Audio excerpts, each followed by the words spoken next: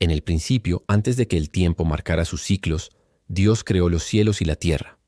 Estamos en el Génesis, el libro fundacional de la Biblia, compuesto alrededor del 1440-1400 a.C. La tierra era un lienzo en blanco, un abismo de aguas oscuras y vientos rugientes, donde la divinidad impuso orden al desorden. Imaginen un mundo sin forma, un vasto océano primordial que los antiguos mesopotámicos llamaban Tiamat, el caos acuoso. Aquí, en este documental, revivimos ese momento. La voz de Dios resuena como un trueno suave, separando la luz de las tinieblas. Día 1. La creación de la luz, un estallido radiante que ilumina el vacío, simbolizando el triunfo del bien sobre el mal en las cosmogonías antiguas. Al segundo día, Dios separa las aguas superiores de las inferiores, creando el firmamento, ese vasto dosel celestial que los antiguos imaginaban como una bóveda sólida sosteniendo océanos arriba. En el contexto histórico, este relato hebreo contrasta con las politeístas narraciones babilónicas, donde dioses como Marduk dividían el caos. Cristo, según tradiciones mosaicas, o más tardíamente en el siglo VI a.C., bajo influencias persas y babilónicas.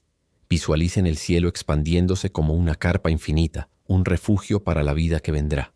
Los vientos calman y el mundo comienza a tomar forma, un preludio a la fertilidad que definiría el Edén. Un jardín inspirado en los oasis mesopotámicos del Éufrates y Tigris, ríos que nutrieron las primeras civilizaciones alrededor del 4000 a.C. El tercer día trae la separación de la tierra seca de los mares, y con un mandato divino la vegetación surge, hierbas, árboles frutales, flores en explosión de colores. Piensen en esto como el nacimiento de la biodiversidad, un eco de las antiguas creencias egipcias donde el Nilo fertilizaba la tierra. En el Génesis, este es el fundamento del Jardín del Edén, ubicado teológicamente en el este, posiblemente cerca del actual Irak, donde excavaciones arqueológicas han revelado jardines reales de reyes asirios en el siglo IX a.C. La tierra palpita con vida potencial, un paraíso virgen donde cada semilla promete eternidad. Cuarto día. Dios coloca luminarias en el firmamento, el sol para gobernar el día, la luna y las estrellas. Este acto desmitifica los astros, que en culturas cananeas eran dioses, convirtiéndolos en meros sirvientes del Creador. En un contexto histórico, alrededor del 1000 a.C., los israelitas usaban calendarios lunisolares basados en estos cuerpos celestiales. Visualicen el cielo como un tapiz bordado con luz, marcando estaciones y años, un reloj divino que inicia el conteo del tiempo humano. Al quinto día, las aguas se llenan de criaturas, grandes ballenas, peces multicolores, y el cielo se anima con aves de plumajes vibrantes. Este es el clímax de la creación acuática y aérea, reflejando la abundancia de la fauna en los ríos mesopotámicos, donde los sumerios, hacia el 3000 a.C., documentaban especies en tablillas cuneiformes. La bendición divina cae sobre ellas. Multiplíquense. Un mandato que ecoa en las epopeyas de fertilidad antiguas, preparando el escenario para la corona de la creación. Sexto día.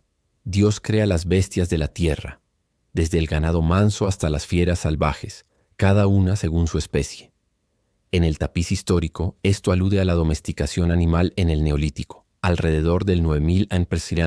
en el creciente fértil. El mundo ahora bulle de vida, un ecosistema perfecto donde la armonía reina, sin depredación aún, un ideal utópico que los profetas hebreos evocaban en visiones de paz mesiánica. Y entonces, en el clímax del sexto día, Dios forma al hombre del polvo de la tierra, Adán, cuyo nombre hebreo significa hombre o tierra roja, evocando las arcillas fértiles del Edén. Alrededor del 2000 a.C., mitos acadios como el de Atrahasis hablan de humanos moldeados de barro. Visualicen el soplo de vida. El aliento divino entra en las narinas de Adán y sus ojos se abren parpadeando ante la maravilla del mundo. Adán se levanta desnudo e inocente, en un jardín de delicias, rodeado de ríos como el Pisón y el Gijón, posiblemente identificados con afluentes del Tigris en excavaciones modernas. Dios coloca a Adán en el jardín del Edén para que lo cultive y lo guarde. Aquí, en este oasis primordial, Adán nombra a las criaturas, un acto de dominio que refleja la autoridad humana en textos ugaríticos del siglo XIV a.C. La soledad comienza a pesar. Animales desfilan ante él, pero ninguno es su igual. El paraíso es perfecto pero incompleto, un eco de la búsqueda humana de compañía en las narrativas ancestrales. Mientras Adán duerme, Dios toma una de sus costillas y forma a la mujer, Eva, viviente en hebreo, simbolizando la fuente de vida. Este relato contrasta con mitos babilónicos donde diosas crean humanos, pero aquí enfatiza la igualdad y unidad. Hueso de mis huesos, carne de mi carne. Alrededor del 1500 a.C., en contextos cananeos, se veneraban diosas de la fertilidad como Ashera, influenciando esta imagen. Eva despierta, radiante, y Adán la mira con éxtasis, un momento de conexión primordial. Unidos en el Edén, Adán y Eva viven en armonía divina, desnudos sin vergüenza, comiendo de todos los árboles salvo uno, el del conocimiento del bien y del mal, y el de la vida eterna. Este mandamiento, datado en tradiciones orales preexílicas, establece el primer conflicto ético. El jardín, inspirado en jardines persas del siglo VI a.C., representa la utopía perdida. Pero en las sombras una serpiente acecha, sus ojos brillando con astucia. ¿Qué secreto guarda esta criatura antigua y cómo cambiará el destino de la humanidad? En las profundidades sombreadas del jardín del Edén, la serpiente, más astuta que cualquier bestia del campo creada por Dios, se desliza silenciosamente entre las raíces de los árboles antiguos.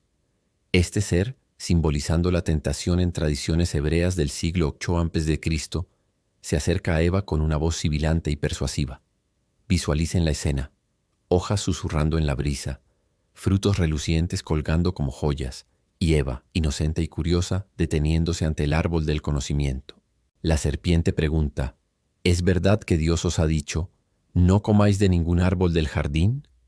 Eva responde corrigiendo: podemos comer del fruto de los árboles, pero del fruto del árbol que está en medio del jardín, Dios ha dicho, no comeréis de él ni lo tocaréis para que no muráis. Aquí, en este momento pivotal, se teje el primer engaño humano, inspirado en mitos mesopotámicos donde serpientes guardianas custodiaban la inmortalidad. La serpiente encarnando la astucia que en culturas cananeas se asociaba con deidades subterráneas alrededor del 1200 a.C., replica con astucia: no moriréis, sino que Dios sabe que el día que comáis de él serán abiertos vuestros ojos, y seréis como Dios conociendo el bien y el mal. Eva mira el fruto. Parece bueno para comer, agradable a la vista y deseable para alcanzar sabiduría. En un acto de curiosidad primordial, extiende la mano, arranca el fruto y come. Luego ofrece a Adán, quien también come sin hesitación. Este relato, datado en el Génesis y compilado durante el exilio babilónico en el siglo VI a.C., refleja temas de desobediencia en epopeyas como la de Gilgamesh, donde héroes buscan conocimiento prohibido. De repente, sus ojos se abren, se dan cuenta de su desnudez, un símbolo de pérdida de inocencia. Avergonzados por su nueva conciencia, Adán y Eva cosen hojas de higuera para hacerse delantales, ocultando su vulnerabilidad. El jardín, una vez un santuario de paz, ahora resuena con el eco de su transgresión. En el contexto teológico, este pecado original introduce el concepto de libre albedrío, debatido por rabinos en el Talmud del siglo III de Montecristo.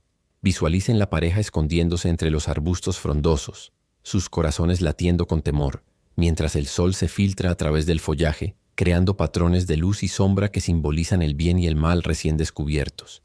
Al atardecer, Dios pasea por el jardín en la brisa del día, llamando: ¿dónde estás? Adán responde tembloroso: oí tu voz en el jardín y tuve miedo porque estaba desnudo, y me escondí. Dios pregunta: ¿quién te enseñó que estabas desnudo? ¿Has comido del árbol del que te mandé no comer? Adán, en un acto de evasión que marca el inicio de la culpa humana, culpa a Eva. La mujer que me diste por compañera me dio del árbol y yo comí. Este diálogo, preservado en pergaminos del Mar Muerto del siglo II a.C., ilustra la dinámica de responsabilidad en las narrativas patriarcales antiguas. Dios se dirige a Eva: ¿qué es lo que has hecho? Ella responde: la serpiente me engañó y comí. La divinidad maldice a la serpiente. Maldita serás entre todos los animales. Sobre tu pecho andarás y polvo comerás todos los días de tu vida. Pondré enemistad entre tú y la mujer, y entre tu simiente y la simiente de ella. Ésta te herirá en la cabeza, y tú le herirás en el calcañar. Esta profecía, interpretada como protoevangelio en teología cristiana del siglo I a.C., alude a futuras redenciones. La serpiente se retuerce en el suelo, su forma alterada para siempre, un símbolo de humillación en mitos egipcios donde serpientes representaban caos. A Eva, Dios declara: Multiplicaré en gran manera los dolores en tus preñeces.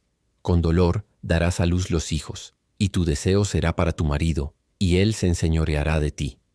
Este decreto refleja roles de género en sociedades mesopotámicas del 2000 a.C., donde el parto era visto como una maldición divina.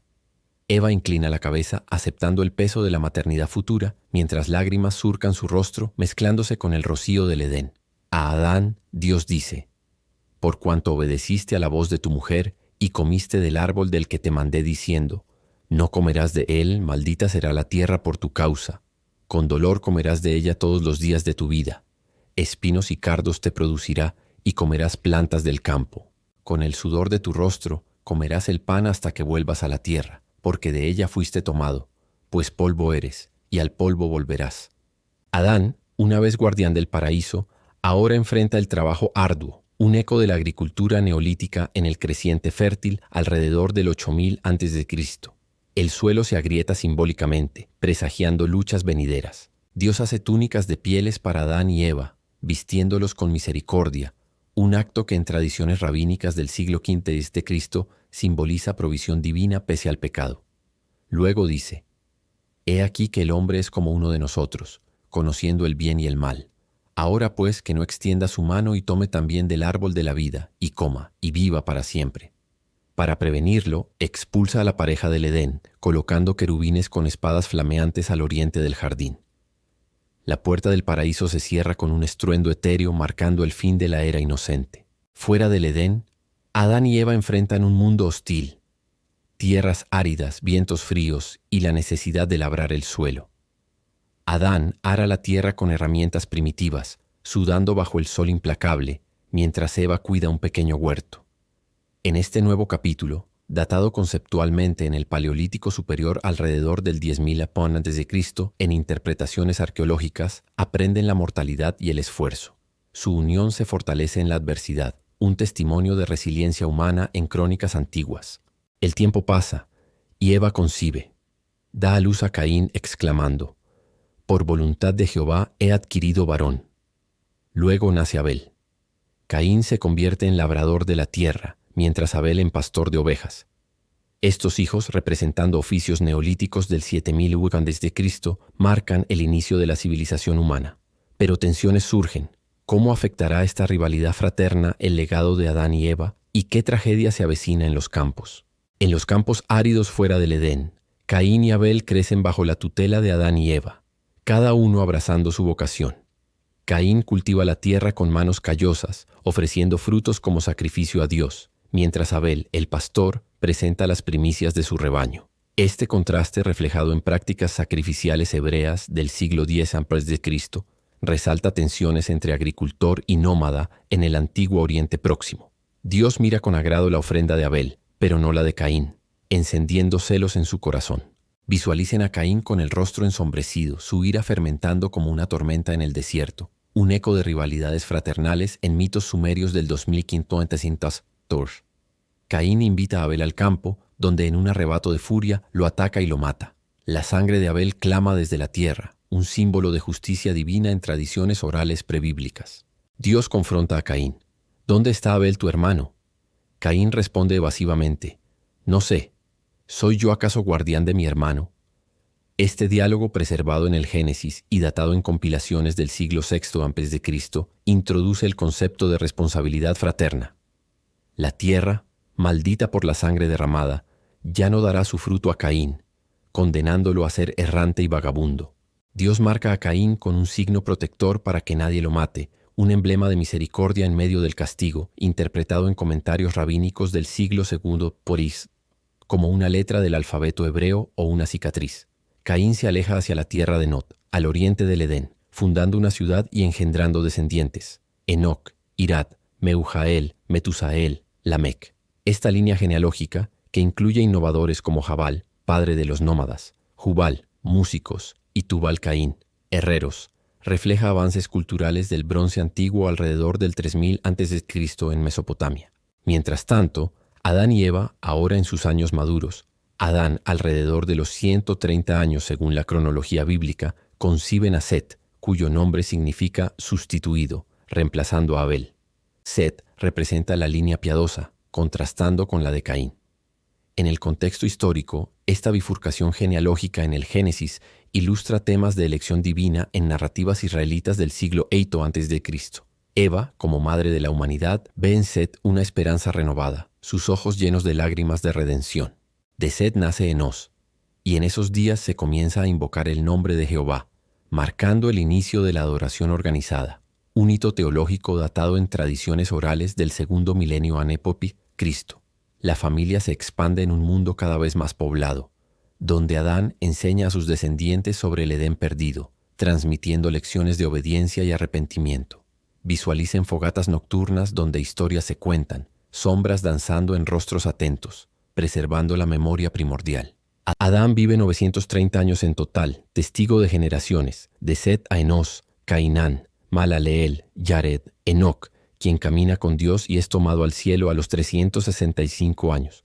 Matusalén, el más longevo, 969 años. Lamec y Noé. Esta longevidad, simbólica en mitos babilónicos como el de Utnapishtim, representa eras prediluvianas alrededor del 4000-2000 Cristo en interpretaciones arqueológicas. Adán, el primer hombre, reflexiona sobre su caída, su rostro surcado por arrugas de sabiduría y remordimiento. Eva, compañera eterna de Adán, comparte esta longevidad, aunque el Génesis no especifica su edad de muerte, simbolizando su rol como madre de todos los vivientes. En contextos patrísticos del siglo IV p.C., se la ve como figura de redención a través de María. Juntos enfrentan crisis como la corrupción creciente en la tierra donde hijos de Dios se unen a hijas de los hombres, un enigma interpretado como ángeles o nobles en textos ugaríticos del siglo XIV a.C., llevando a violencia y maldad. La transformación de Adán y Eva culmina en su legado, de inocentes en el paraíso a progenitores de la humanidad, marcados por el pecado, pero redimidos por la fe. Adán muere, volviendo al polvo del que fue formado, un cierre poético en el Génesis. Eva lo sigue, su espíritu uniendo generaciones. Pero en el horizonte nubes se acumulan, la maldad se multiplica, y Dios lamenta haber creado al hombre. Noé, descendiente de Set, emerge como esperanza. ¿Sobrevivirá la semilla de Adán y Eva al diluvio inminente? Reflexionando sobre su evolución, Adán y Eva representan el arco humano, creación divina, tentación, caída, exilio, familia, legado y mortalidad. En excavaciones en Göbekli Tepe del 900 a.C. se encuentran ecos de mitos edénicos en templos antiguos. Su historia, compilada en el Pentateuco alrededor del 500 a.C., inspira teologías judio-cristianas enfatizando libre albedrío y gracia. ¿Qué le depara el futuro a esta línea humana? ¿Y cómo su origen en el Edén moldea el destino eterno? La saga de la humanidad apenas comienza, invitándonos a reflexionar sobre nuestras propias raíces en este jardín perdido.